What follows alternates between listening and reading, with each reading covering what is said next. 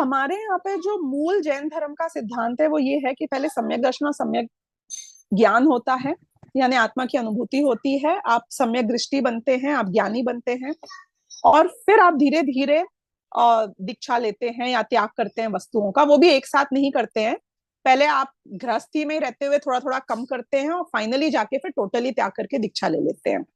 तो सही तरीका तो वही है और वही होना चाहिए।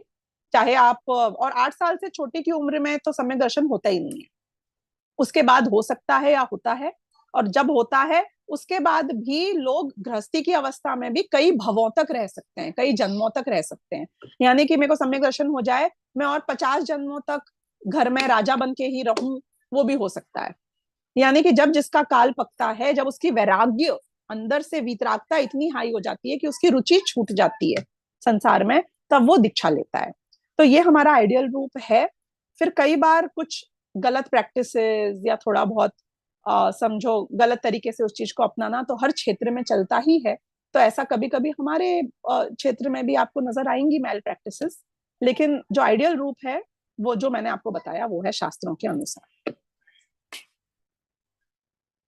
यानी कि डिसीजन खुद का होना चाहिए, और तब होना चाहिए जब आपके सम्यक दर्शन सम्यक ज्ञान की प्राप्ति होने के बाद उस लेवल की वितरागता आ चुकी है कि आपकी रुचि पूरी ही संसार से छूट गई है। It's not imposed, it's natural.